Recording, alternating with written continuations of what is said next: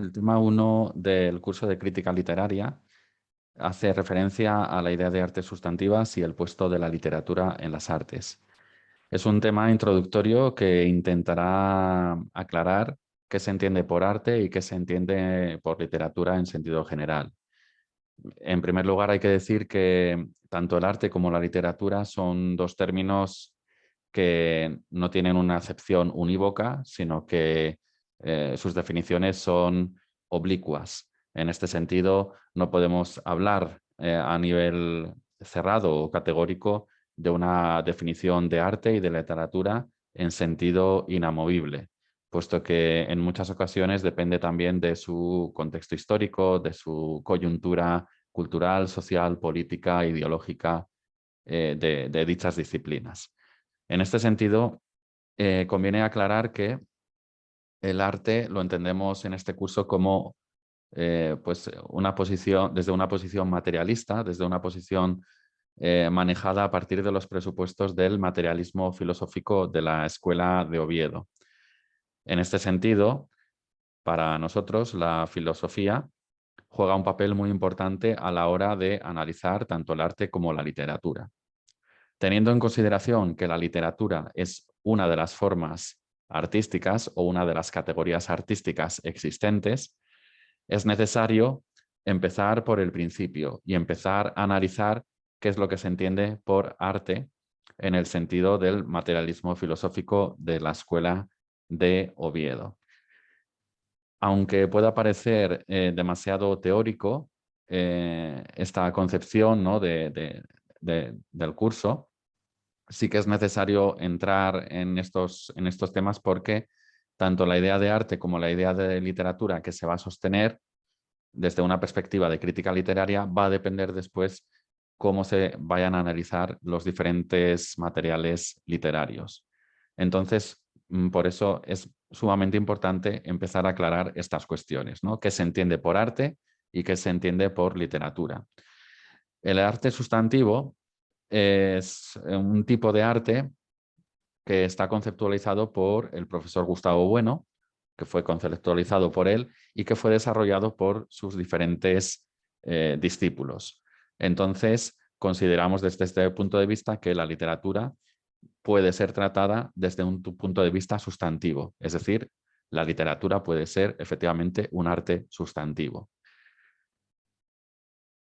Pasando a la siguiente diapositiva, conviene recordar que el materialismo filosófico es un sistema de pensamiento que fue elaborado por Gustavo Bueno, filósofo español, y por sus discípulos de la Escuela de Oviedo. Entonces vamos a utilizar esta visión para poder analizar posteriormente en sucesivas clases la literatura y las obras literarias. ¿En qué consiste este sistema?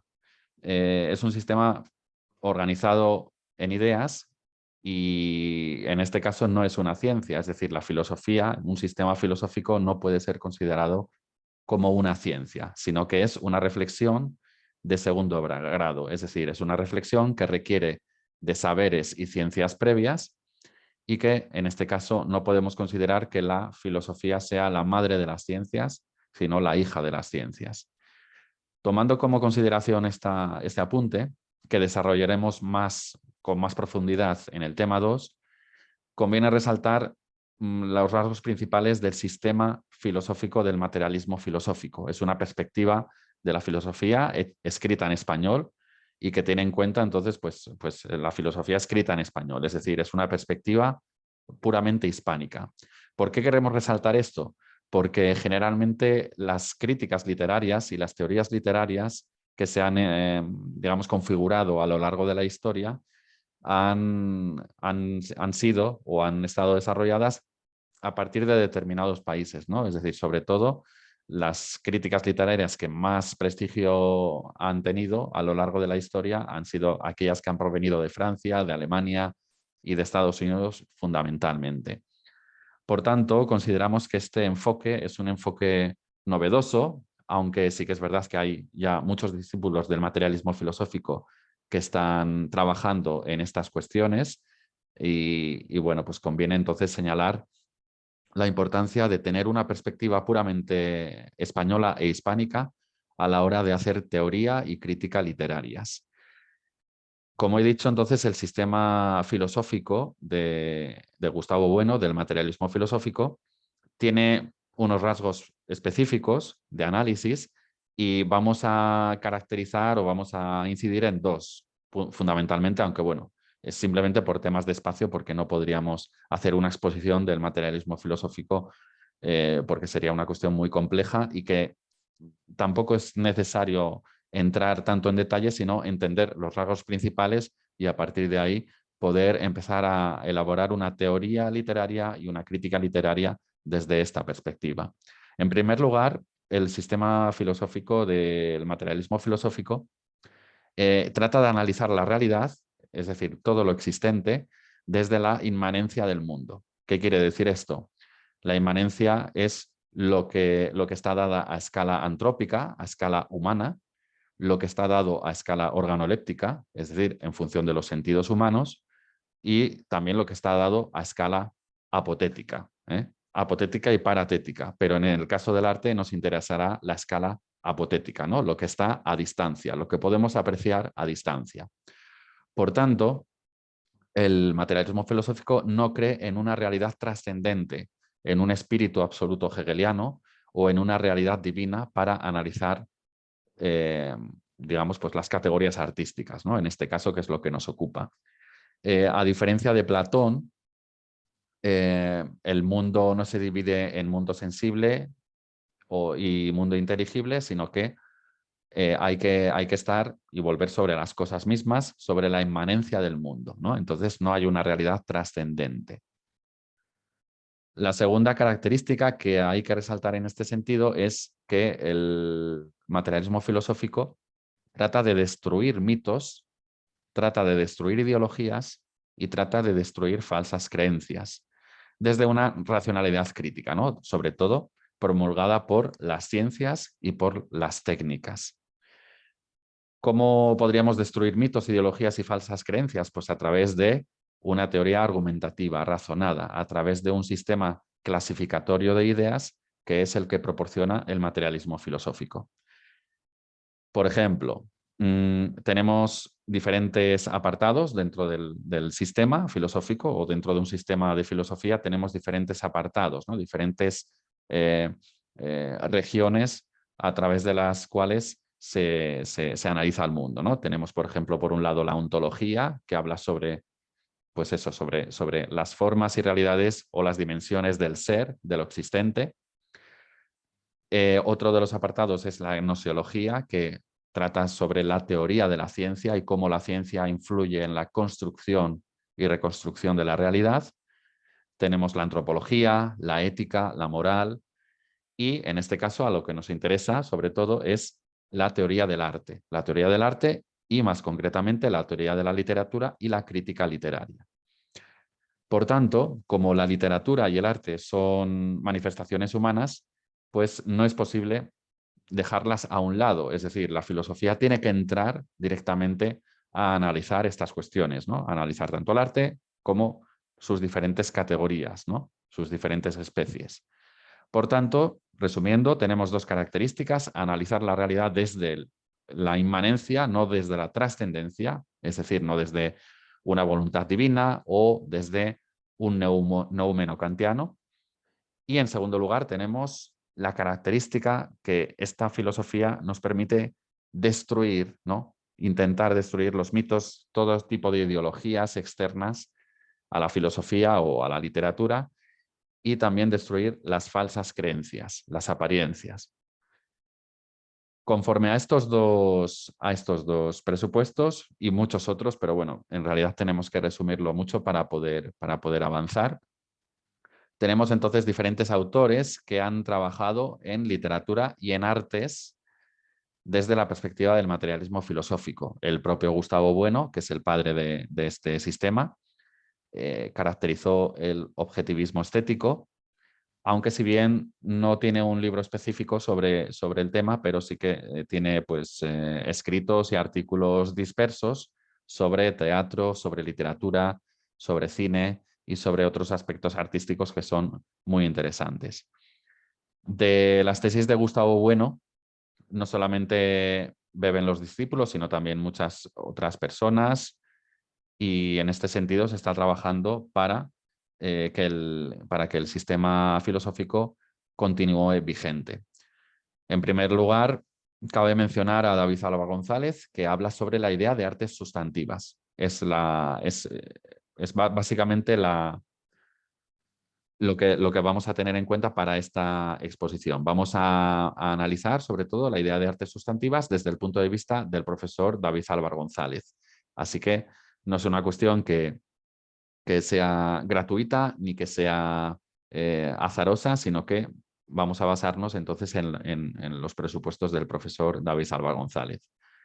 También hay otros profesores que se han dedicado, en este caso, al estudio de la literatura, ¿no? Como Jesús Maestro, profesor de la Universidad de Vigo, que ha desarrollado pues eso, una teoría y crítica literarias, Ekaitz Ruiz de Vergara, que es analista literario, ¿no? Y que ahí pues también analiza diferentes aspectos de la teoría y la crítica literarias. Y Pablo Huerga ha hablado sobre filosofía y cine, utilizando este sistema, y Vicente Chulia también ha analizado las relaciones entre filosofía y música. Estos son ejemplos para comprobar que el materialismo filosófico está vivo y que tiene muchas cosas que decir dentro de la propia concepción de arte que se tiene, ¿no? Entonces, para contestar a las preguntas, ¿qué es el arte? Es necesaria fundamentalmente una posición filosófica, ¿eh? Es una reflexión de segundo grado. Entonces, tiene todo el sentido, digamos, pues basarse en una escuela de filosofía para poder contestar a estas cuestiones. Entonces, en este sentido, por eso reivindicamos desde este curso la utilidad de la filosofía para analizar manifestaciones humanas, como en este caso es el arte y la literatura.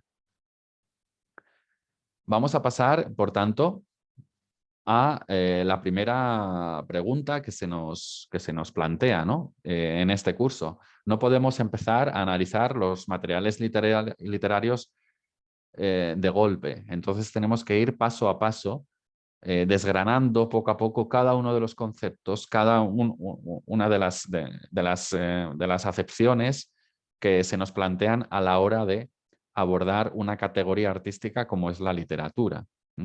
Después la literatura obviamente tiene, pues eso, pues aparte de sus categorías, tiene sus especies, ¿no? Sus géneros y sus especies, ¿no? Los géneros literarios, ¿no? Que a partir de ahí, pues bueno, pues podemos extraer una serie de conclusiones, una serie de características, rasgos comunes que pertenecen a los géneros, y después tenemos los subgéneros literarios. Pero antes de analizar todas esas perspectivas, necesitamos saber qué entendemos por arte, ¿no? Y aquí tenemos algunas definiciones de arte. Podríamos decir que hay algunas que son más verdaderas que otras, o en las que podamos estar más de acuerdo o menos de acuerdo.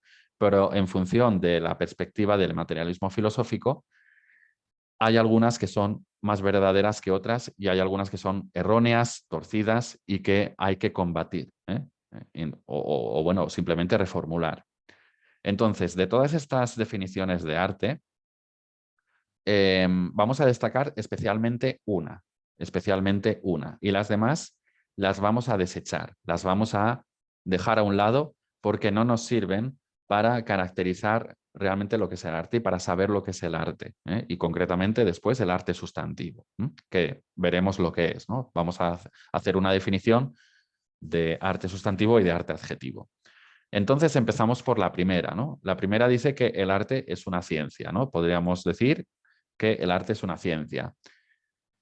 El materialismo filosófico no acepta esta definición porque no considera que el arte sea una ciencia. Es decir, las ciencias son construcciones humanas que pues construyen, valga la redundancia, identidades sintéticas, verdades universales que poco tienen que ver en principio con el arte. El arte no construye verdades esenciales, no construye teoremas científicos, y no construye pues, un campo categorial cerrado de fenómenos, de referenciales y de esencias.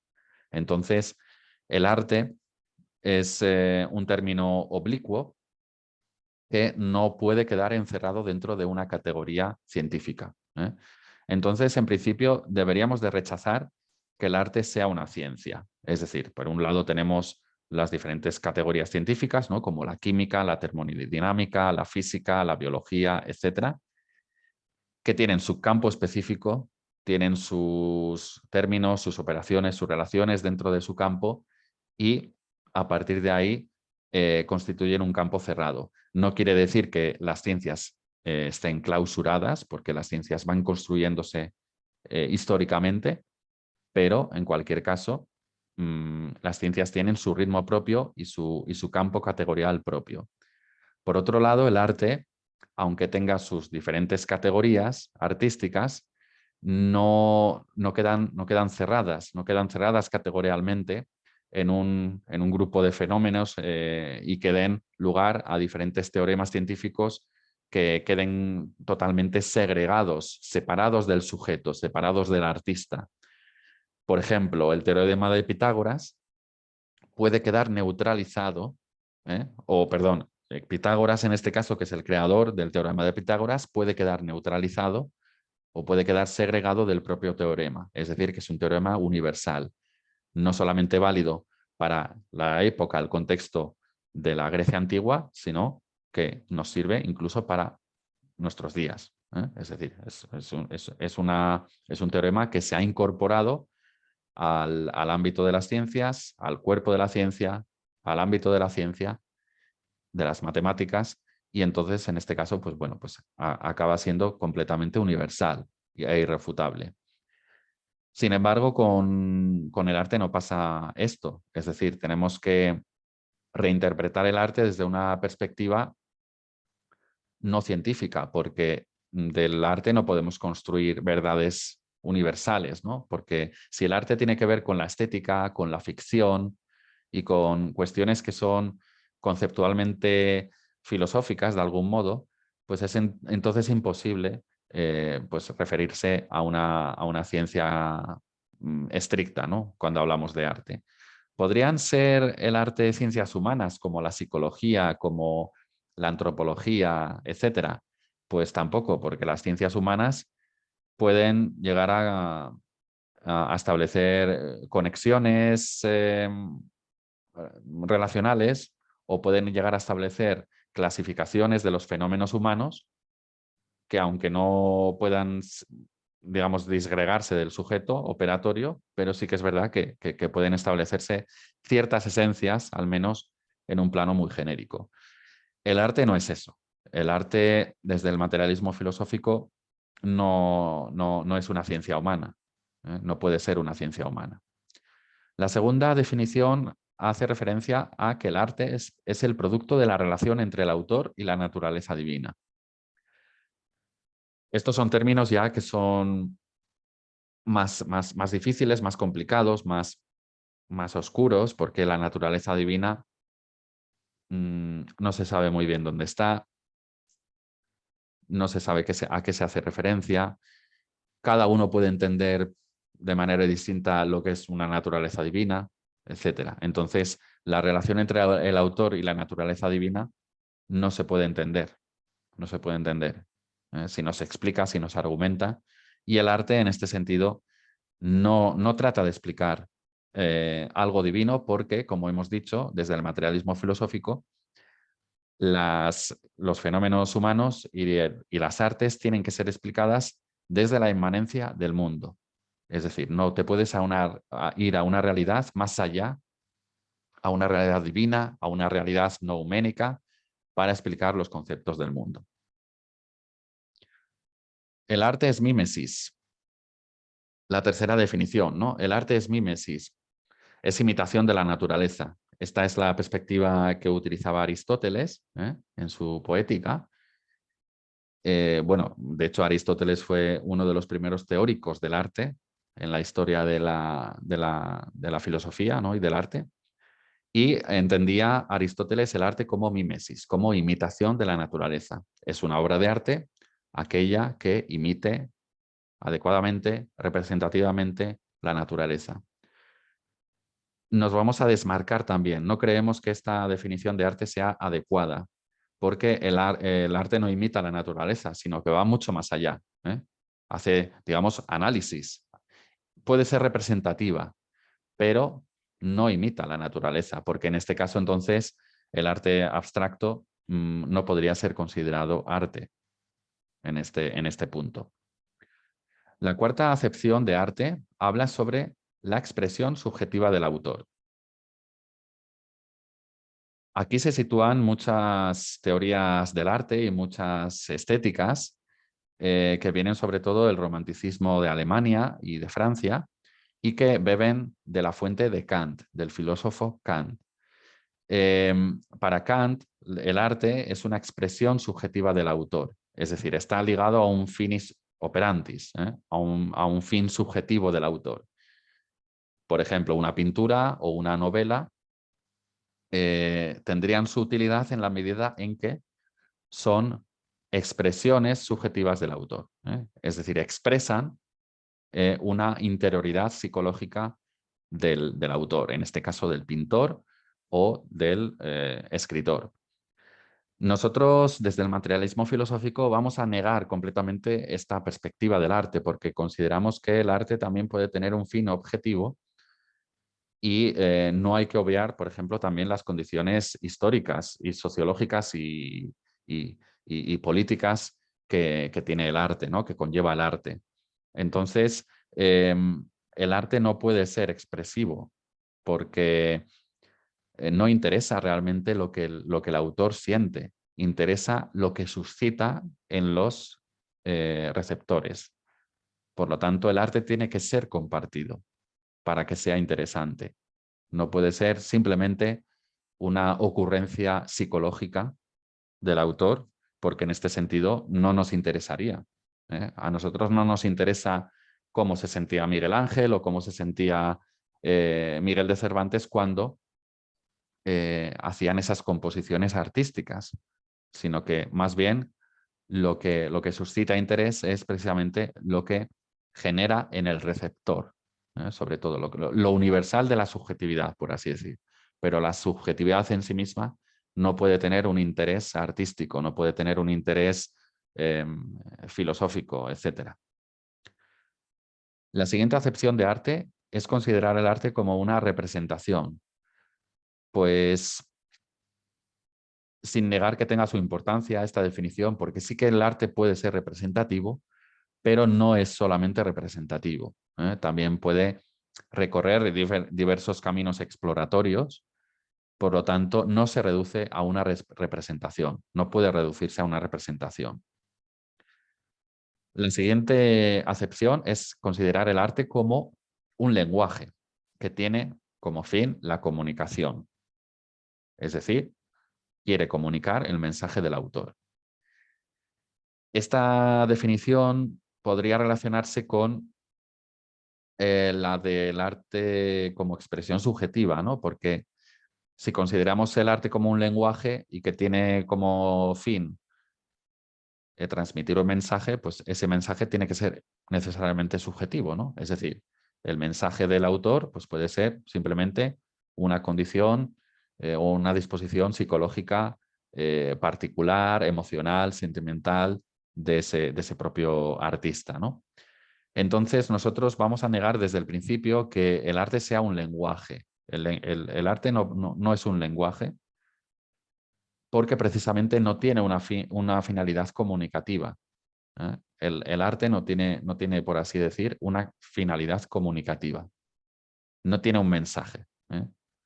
Es un análisis de la realidad, es una destrucción y reconstrucción de la realidad, pero en este caso no podemos decir que sea un lenguaje.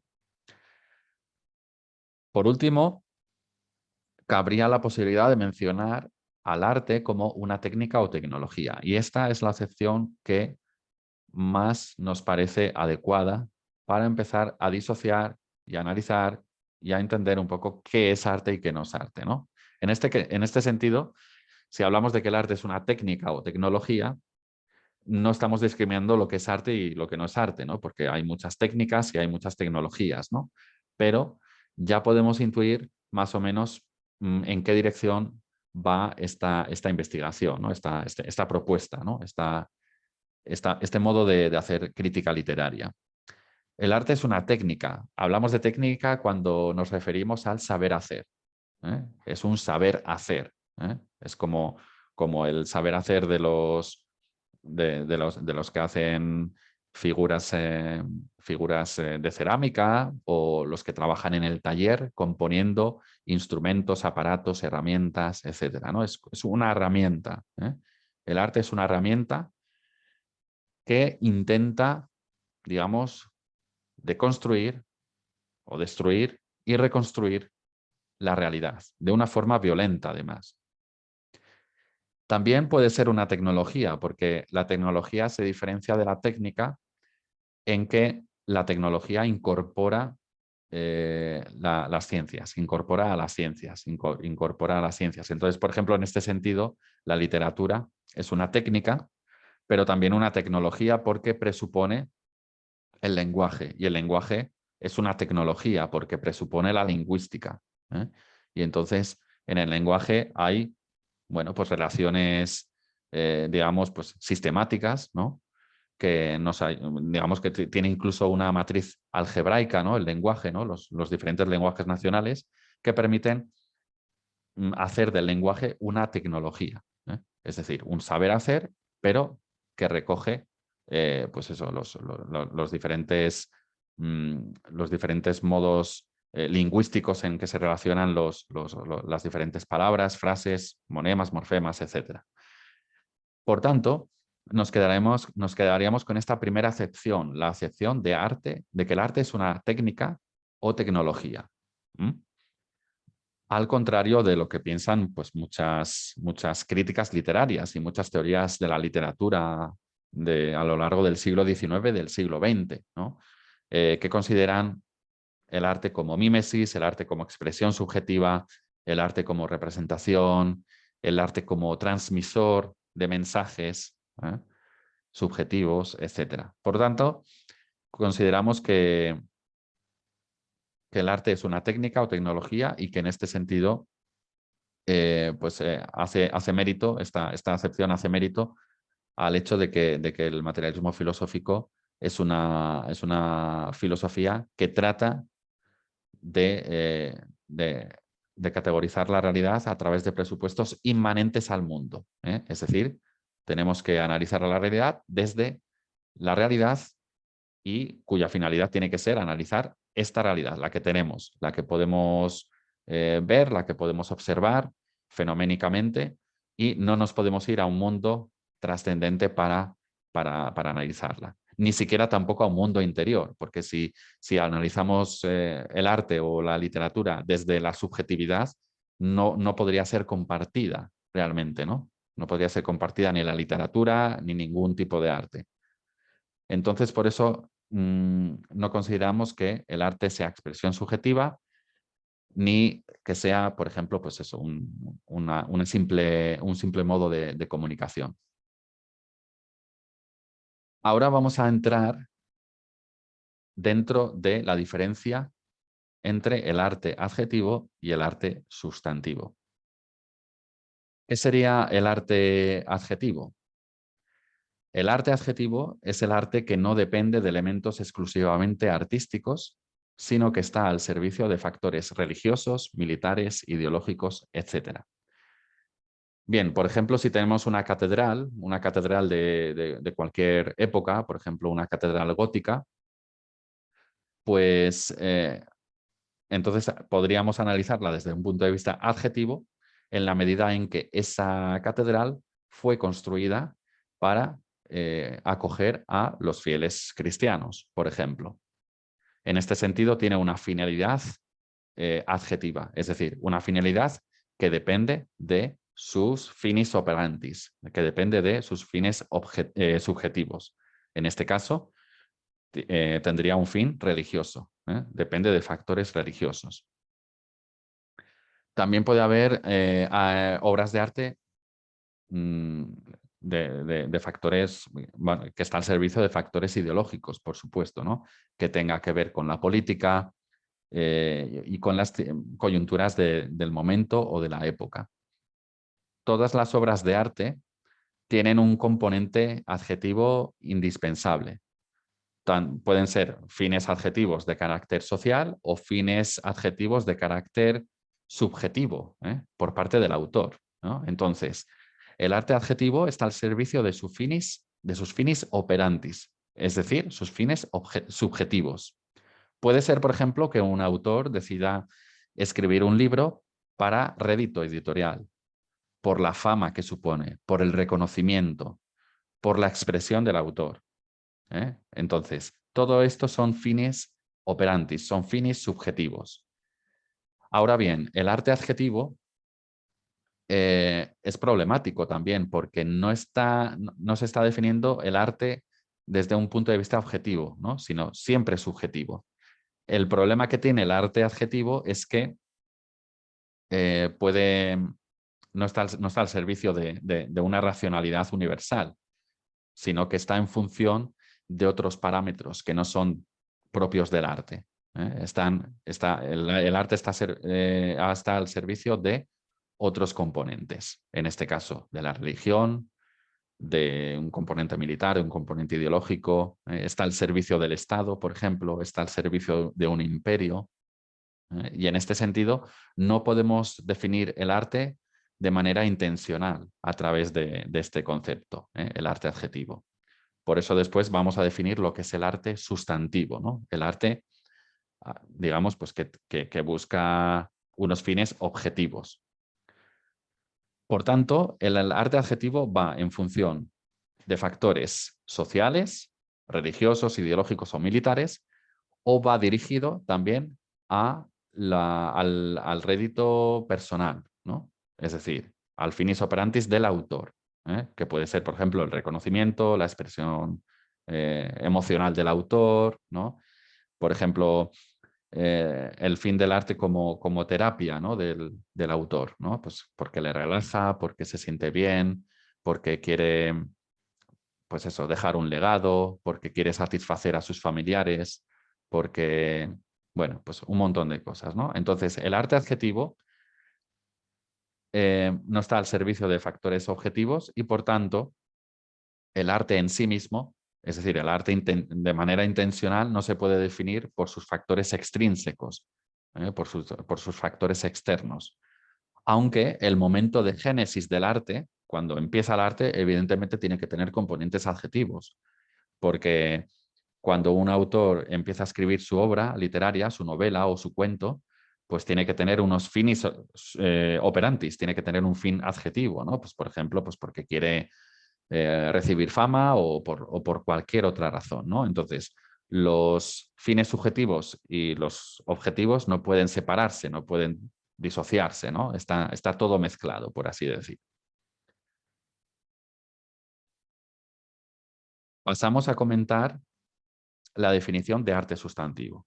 Bueno, pues conviene decir que esta diferencia entre arte adjetivo y arte sustantivo es del filósofo Gustavo Bueno, es del materialismo filosófico y, bueno, no la toma del vacío, porque realmente el arte sustantivo es lo que se entendía en la historia del arte como pues, el arte puro, por ejemplo, o el arte divino también se le podía llamar.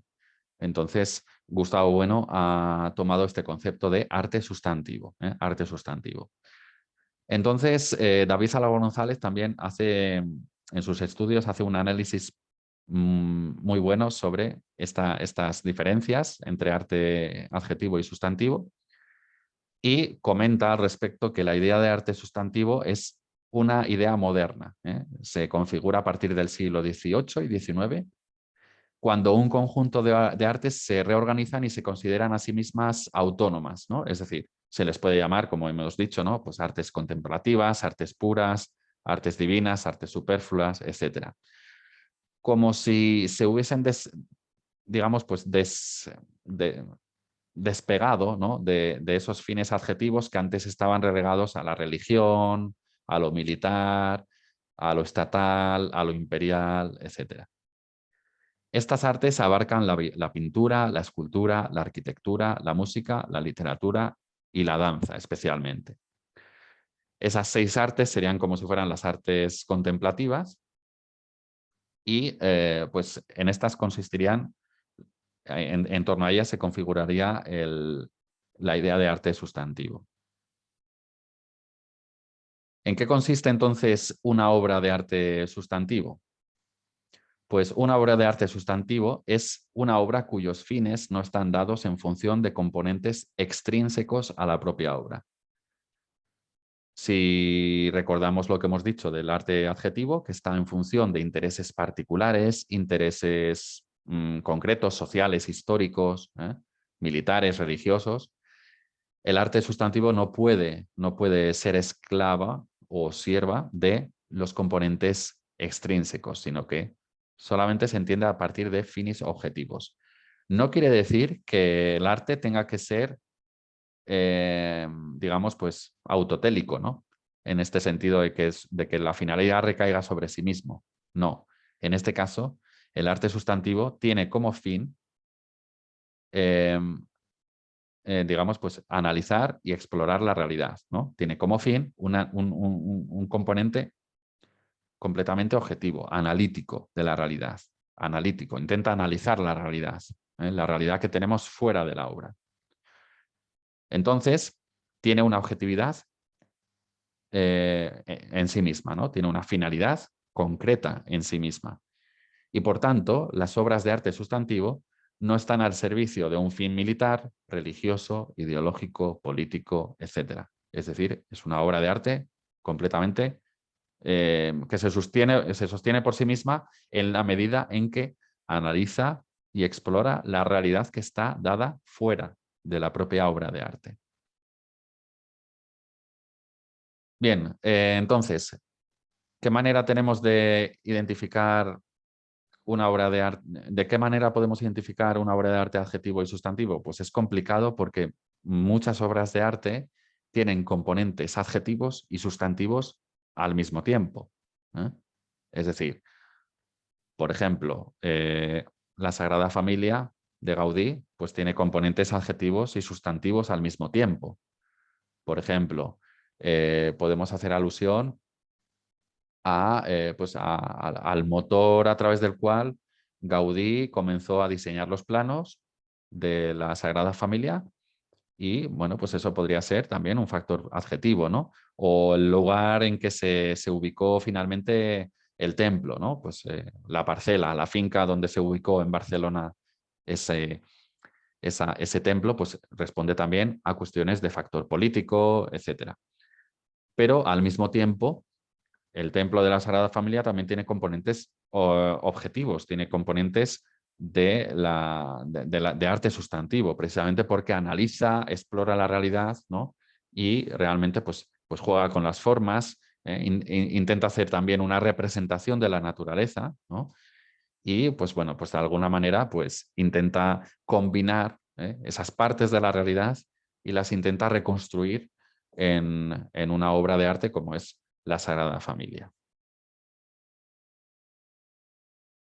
¿Cuál es la especificidad del arte sustantivo? ¿Qué tiene de específico el arte sustantivo? Las teorías del arte predominantes definen el arte en función de parámetros de arte adjetivo.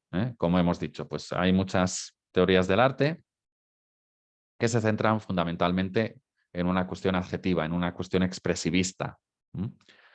Entonces, el arte puede estar al servicio del Estado, de la política, de la ideología, de una visión explicativa monista de la realidad, etc.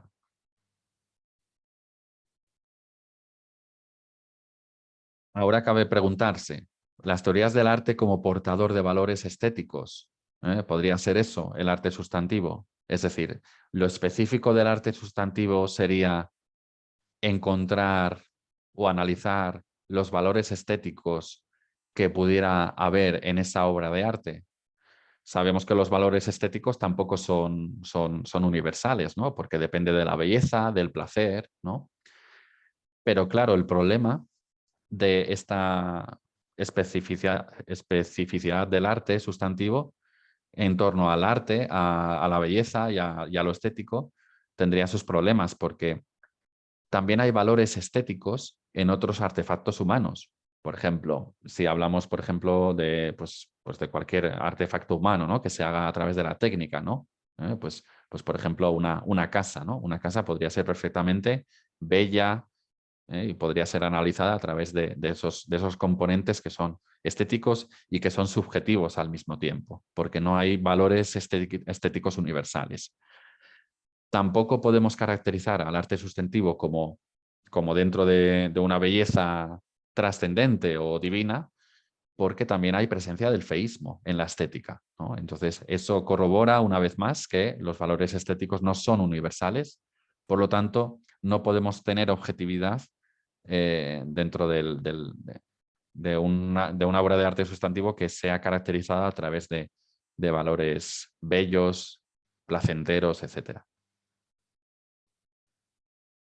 La teoría del arte como imitación de la naturaleza, es decir, una obra de arte sustantivo puede ser una obra que, que imite con mayor precisión la naturaleza, pues parece que tampoco, ¿no? Porque hemos dicho que el arte no es imitación, no puede reducirse a imitación, y entonces aquí tampoco podría explicar el arte abstracto, ¿no? Que el arte abstracto no es representativo, ¿no? Porque digamos que deconstruye las formas que existen en la realidad. El arte sustantivo no trata de imitar, sino de recomponer, según la perspectiva del materialismo filosófico. Recompone partes de la realidad y la reconstruye dentro de un todo como es la obra de arte.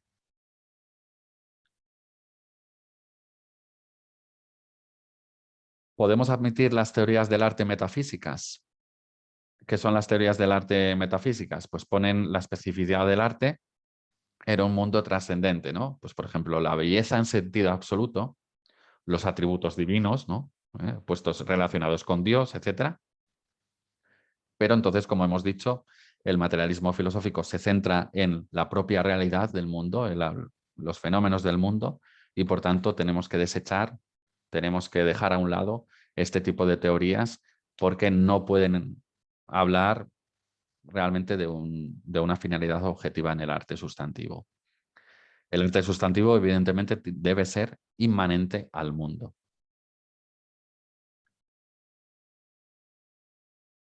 Después de todas estas negativas, ¿no? Por intentar clasificar o decir de que lo específico del arte sustantivo, cabría preguntarse lo siguiente: ¿existe el arte sustantivo, por tanto? ¿O simplemente es fruto de la imaginación o no puede delimitarse? Gustavo Bueno y David Álvaro González consideran que sí, que existe el arte sustantivo y que se puede definir. Hay algunos teóricos que afirman que no existen y reducen el arte al arte adjetivo, al arte que está en función de factores ideológicos, externos, militares, etc. Pero si suponemos que existen, tenemos que aportar entonces una definición, ¿no? Y en este sentido, estos autores han hecho una definición del arte sustantivo. Claro, las definiciones intencionales, ¿no? Del arte sustantivo, pues tenemos el expresivismo. El arte es expresión de lo que el artista lleva dentro. El arte es expresión del artista, tiene un finis operantis, pero claro, aquí se reduce psicológicamente el arte a pura subjetividad, pura psicología, y entonces no nos interesa. En este caso, tanto Gustavo Bueno como David Sala González consideran que el arte no es expresivista. El arte es sustantivo, por lo menos. El formalismo aporta una definición también intencional de lo que puede ser el arte sustantivo, ¿no? Y dice que el arte se comprende a través de sus partes, sus relaciones y sus formas, ¿no? Es decir, el arte pues, tiene una inmanencia autogórica y no se puede salir de ahí. Lo que pasa que claro, los formalistas lo que hacen es centrar toda su energía en el propio texto, por ejemplo, en el caso de la literatura, en el texto literario, y no son capaces de aportar significados o intentar ir más allá de lo que se plasma inmanentemente en el texto literario, ¿no? Entonces, la obra se cierra sobre sí misma, ¿no? Es autorreferente, ¿no? Habla sobre sí misma. Entonces, los formalistas se centran en las formas y en las estructuras propias de la literatura, en este caso, ¿no? Es decir, pues habla pues eso, pues de los morfemas, de los monemas, de las relaciones entre los términos, entre los signos lingüísticos, entre los significantes, pero no va más allá. El arte es puro y está exento de toda influencia externa, ¿no? Esto lo niega el materialismo filosófico porque el arte no puede ser puro, porque los contenidos adjetivos y objetivos están dados al mismo tiempo. No se pueden separar, no se pueden disgregar, y el arte está en el mundo. El arte no puede ser puro, el arte tiene que estar contextualizado de alguna manera. Existen otras definiciones intencionales. Cuando decimos intencionales nos referimos a internas, propias, propias del propio arte, ¿no? Que afectan a la propia estructura de la obra de arte. Entonces las definiciones metafísicas también hay que rechazarlas, ¿no? Porque según Miguel Ángel dice que el arte alcanza una belleza inmortal, ¿no? Pues es difícil de entender este concepto, ¿no? No se puede explicar el arte a través de conceptos que no hagan referencia a algo que está en el mundo. Y Hegel también dice que el arte es un momento del espíritu absoluto, ¿eh? Entonces, en este caso, estas ideas metafísicas de lo inmortal, de la belleza, del espíritu, de la divinidad, todas esas hay que rechazarlas para definir el arte. Hay que rechazarlas desde un punto de vista materialista, desde un punto de vista crítico, racional, y por eso estamos dando estas definiciones como inválidas. Aunque tengan su interés, por supuesto. Pueden tener su interés y pueden ser útiles en determinados contextos, pero en cualquier caso, esta es la perspectiva que adopta el materialismo filosófico. También hay definiciones intencionales de tipo de racimo, dice aquí, ¿no? Entonces, el arte es una producción capaz de generar conmoción a través de diversos elementos, ¿no? Esta definición es de Tatarkiewicz y pues es un poco, pues bueno, una mezcla de todo, ¿no? Entonces, pues el arte es capaz pues, de engranar diversos elementos, diferentes partes de la realidad, pero en realidad para generar una conmoción, ¿no? Una especie de catarsis, pero tampoco se entiende mucho cómo se da esa conexión entre los elementos y tampoco sabemos cómo se puede llegar a dar esa conmoción, que la conmoción es un término también bastante subjetivo y problemático.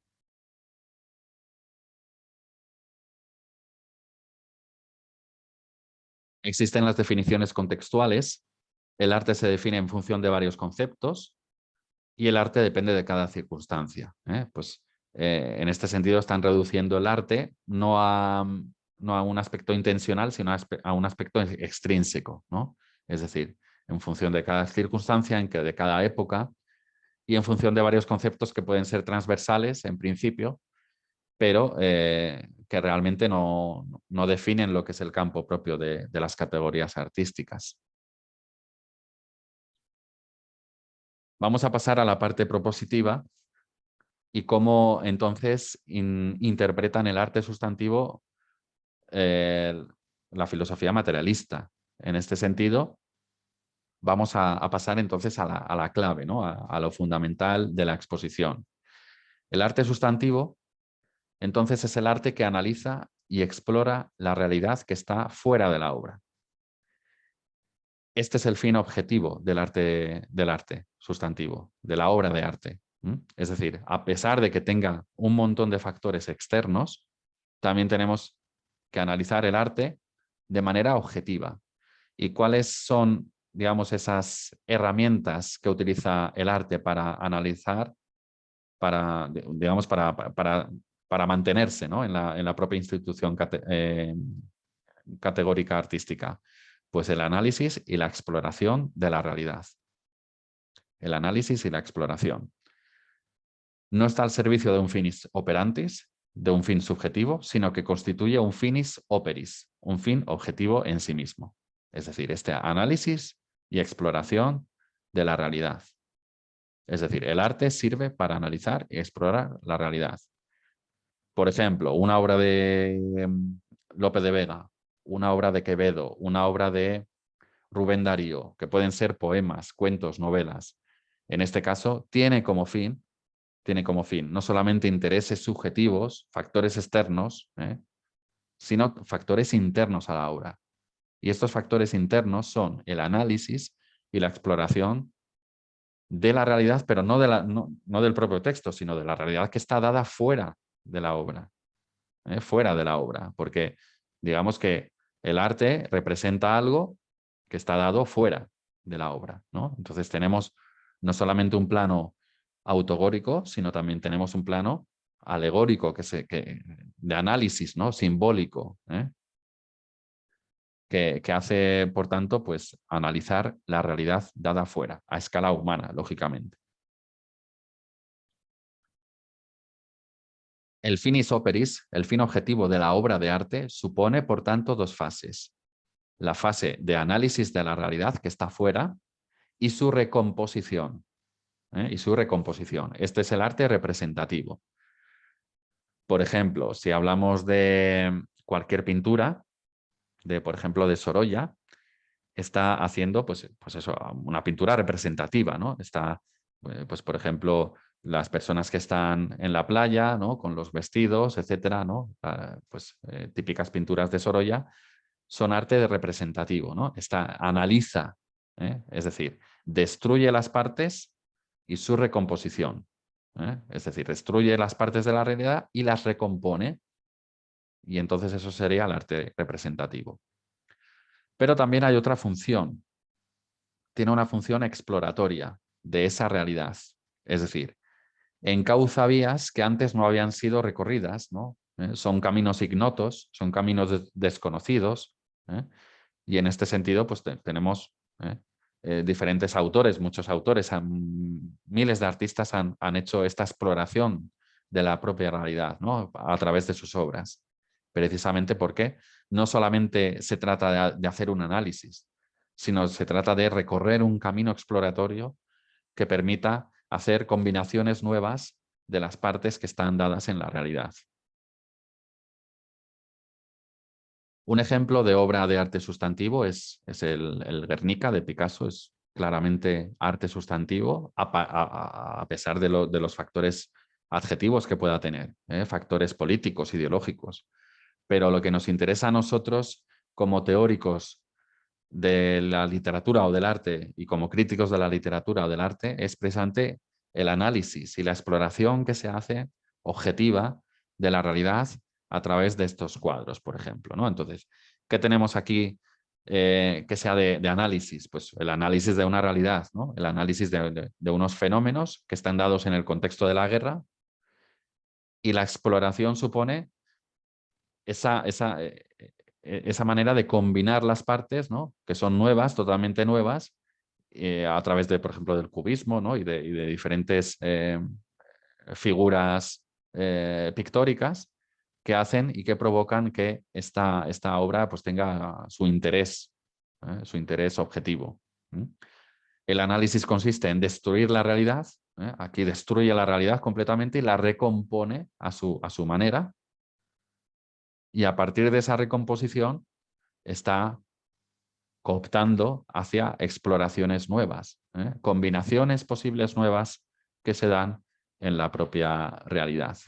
Así que considero que este ejemplo de la obra de arte de Picasso, del Guernica, es un buen ejemplo de obra de arte sustantivo que, repito, no tiene que ser separada de sus componentes ideológicos, sociales, psicologistas, etc.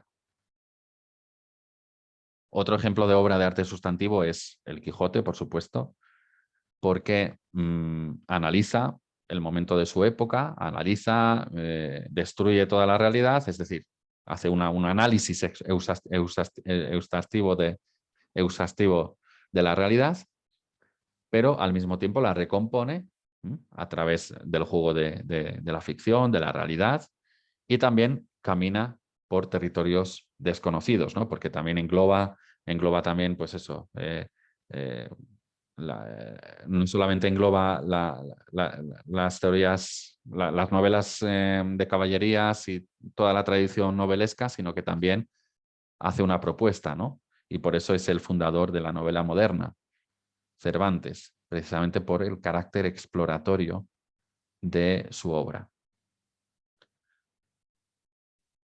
Al mismo tiempo, Rayuela de Julio Cortázar también es una de las obras de arte sustantivo por antonomasia de la literatura escrita en español, porque hace un análisis, una destrucción de la realidad, incluso del propio texto, y la recompone en partes que pueden ser leídas en una u otra dirección, ¿no? Entonces, el carácter exploratorio de Rayuela es tremendo, porque permite hacer la lectura en diferentes modos y eso ya supone una exploración de primer orden, ¿eh? Es una exploración completa, ¿eh? Sin lugar a dudas. Entonces hace un análisis y una exploración del propio, de la propia obra literaria, ¿no? Incluso es como si fuera una metaficción, ¿no? Una metanovela, perdón, una metanovela. ¿Cuáles serían entonces las características del arte sustantivo?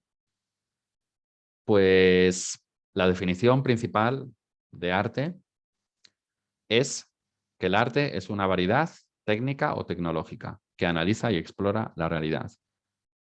Las artes son una variedad de técnicas o tecnologías y analizan y exploran la realidad.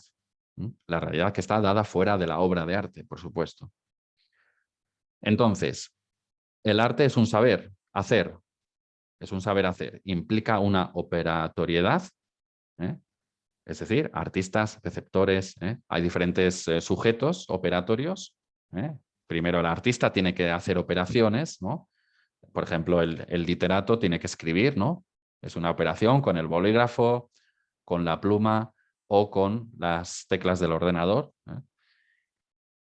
Y el receptor también implica que tiene que hacer operaciones, tiene que leer el texto, tiene que pensar, tiene que incorporarlo, tiene que tomar notas, tiene que escribir un artículo después, tiene que hacer una tesis doctoral sobre esa obra de arte, etc. El arte, por tanto, es una praxis, ¿eh? Y la obra de literatura es una praxis también, ¿eh? Por extensión.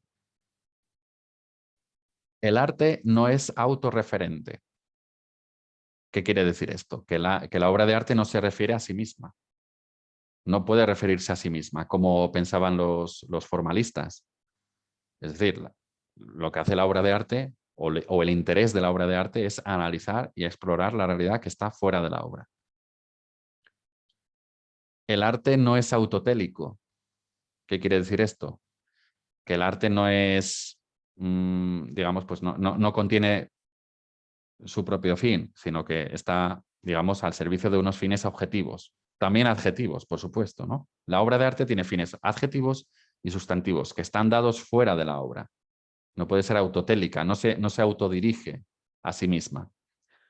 La obra de arte tiene fines objetivos en la realidad también, por supuesto, el análisis y la exploración. Y la fórmula del arte por el arte creemos nosotros desde esta perspectiva que es una falacia. No existe el arte por el arte. ¿Eh? No, aunque bueno, Gustavo Bueno sí que decía que el arte no tiene finalidad, pero David Álvaro González considera que sí tiene finalidad, precisamente porque el arte es una técnica o tecnología y toda técnica o tecnología implica una operación o unas operaciones e implica también un fin objetivo. No puede entenderse una obra de arte o no puede mantenerse en el tiempo el interés, o no puede incluirse dentro de la institución literaria una obra de arte que no tenga interés objetivo. No puede mantenerse solamente a través de sus fines adjetivos. Por ejemplo, el Partenón. El Partenón, ¿por qué tiene interés o por qué goza de interés hoy en día, ¿no? Después de tantos siglos? Pues precisamente porque ha desbordado las condiciones materiales en que se instauró o las condiciones sociales, históricas, políticas de aquel momento, ¿no? En aquel momento la sociedad griega era una sociedad esclavista y en cambio pues esa obra de arte la seguimos contemplando con admiración precisamente porque tiene un interés objetivo, porque tiene una recomposición pues, que suscita muchísimo interés y pues que es algo novedoso, ¿no? El arte no es un lenguaje, como hemos dicho, ¿no?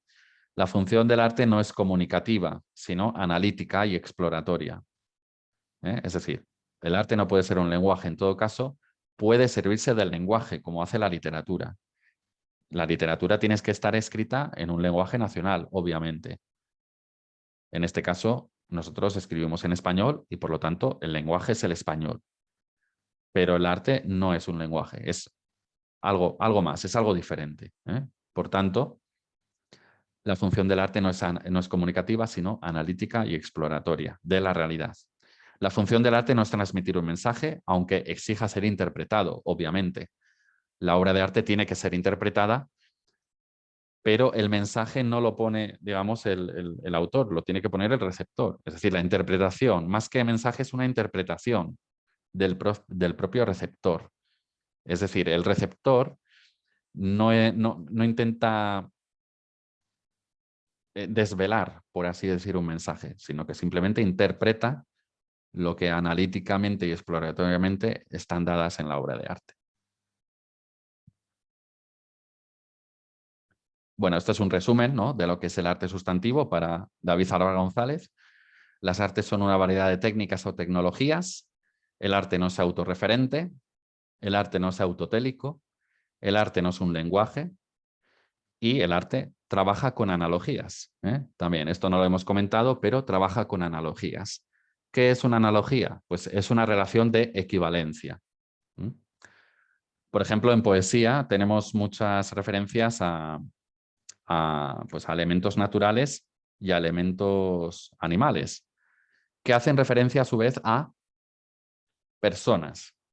Entonces, en este sentido, se producen analogías, ¿no? Relaciones de equivalencia entre animales y elementos de la naturaleza con personas humanas, con sujetos humanos. Por lo tanto, se trabaja mucho con analogías. El arte trabaja con analogías entre la obra de arte y la realidad, entre lo que está escrito, en el caso de la literatura, y lo que está dado fuera, ¿no?, la interpretación simbólica, alegórica, etc. Por lo tanto, el arte no se reduce a esa representación, sino que es mucho más sutil, ¿no? Trabaja con analogías, trabaja en un componente exploratorio, etc. Vamos a pasar entonces a la última parte de la exposición y vamos a intentar hacer una exposición sobre el puesto de la literatura en las artes, ¿no? Aunque lo vamos a comentar más adelante también, pero me gustaría suscitar la idea de la posición de la literatura en las artes, en las categorías artísticas.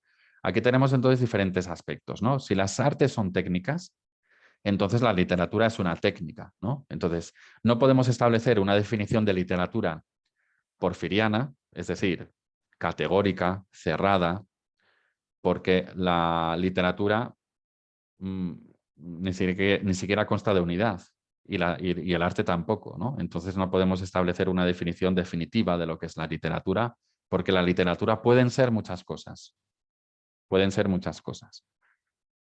Así que lo que sí está claro es que la literatura es una técnica, es un saber hacer. Es un saber hacer, saber componer, saber analizar, saber escribir, etc.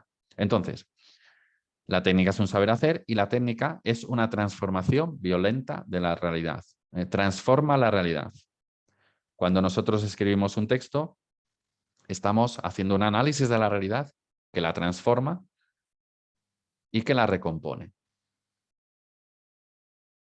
Los lenguajes nacionales son tecnologías porque incorporan la lingüística y están al servicio de las literaturas nacionales.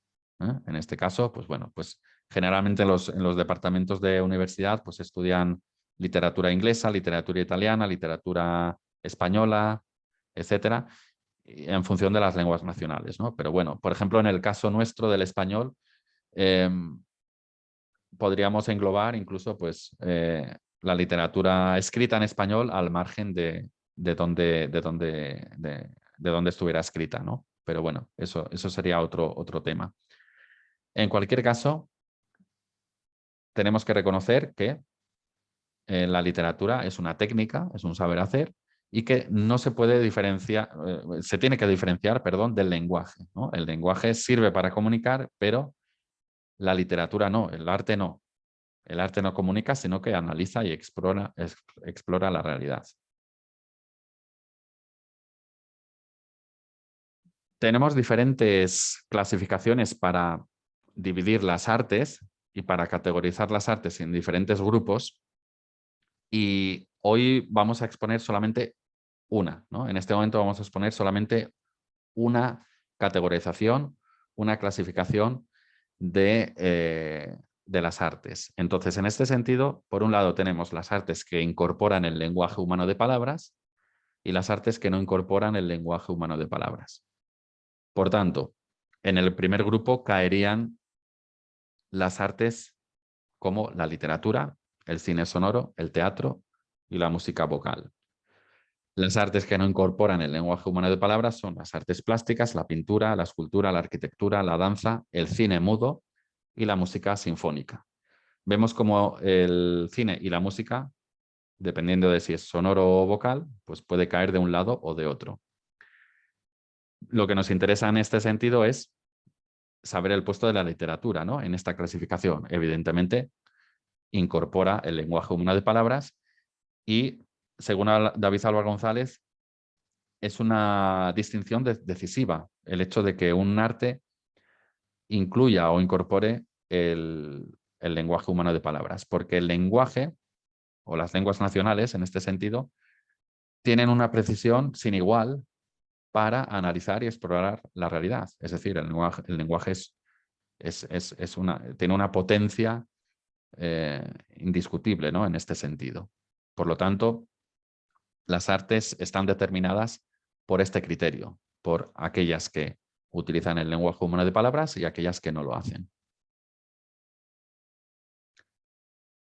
Efectivamente, lo que estábamos diciendo, el lenguaje es un instrumento de precisión que determina decisivamente estas categorías artísticas. Hay que diferenciar, por supuesto, entre lenguaje y literatura, ¿eh? El lenguaje tiene un fin comunicativo y la literatura tiene un fin analítico y exploratorio. Aunque la literatura se sirva del lenguaje, por supuesto. Pero la literatura no se puede reducir nunca a comunicación. Vamos a mencionar un poema de Rubén Darío para darnos cuenta, en cierto modo, de cómo podemos percatarnos de los componentes analíticos y de los componentes exploratorios en un poema concreto. En este caso, una obra literaria, un poema de Rubén Darío que se titula Lo fatal, y pues aquí tenemos lo analítico y lo exploratorio y el límite de lo que se puede analizar y explorar, ¿eh? Porque aquí interesa mucho también el hecho de que hay cosas que tampoco se pueden analizar y explorar, porque la razón humana pues tiene unos límites y en este caso pues hay que atenerse a ellos, ¿eh? Simplemente lo que está en azul es lo analítico, lo que se explora de la realidad, ¿eh? Y lo que está en rojo es un poco lo que desconocemos, lo que está, digamos, lo que no está comprobado por la ciencia, lo que no se puede tampoco de alguna manera especular, ¿no?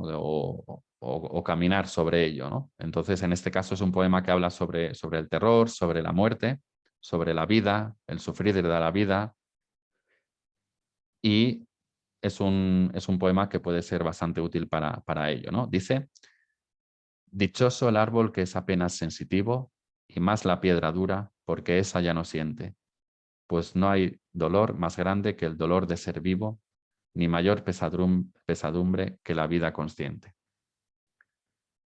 Aquí está tratando de caracterizar la vida, ¿no? El dolor de estar vivo, ¿eh? y tiene un componente muy sensitivo porque sabemos que Rubén Darío inicia el modernismo y uno de los rasgos principales del modernismo es precisamente lo sensorial, ¿no? Pero después tenemos algo que está en rojo y que ya parece que es un poco, se va hacia lo desconocido, ¿no? A algo que ya pone el límite entre lo que se puede analizar y explorar y lo que no. Dice, ser y no saber nada, y ser sin rumbo cierto, y el temor de haber sido y un futuro terror, y el espanto seguro de estar mañana muerto, y sufrir por la vida y por la sombra y por lo que no conocemos y apenas sospechamos. Aquí lo que estaba intentando decir Rubén Darío, en mi opinión, es precisamente eso, que hay esos límites, ¿no?, de análisis y de exploración, y que es algo que no conocemos, que apenas sospechamos, y que en este sentido poco se puede decir. Dice, y la carne que tienta con sus frescos racimos, y la tumba que aguarda con sus fúnebres ramos.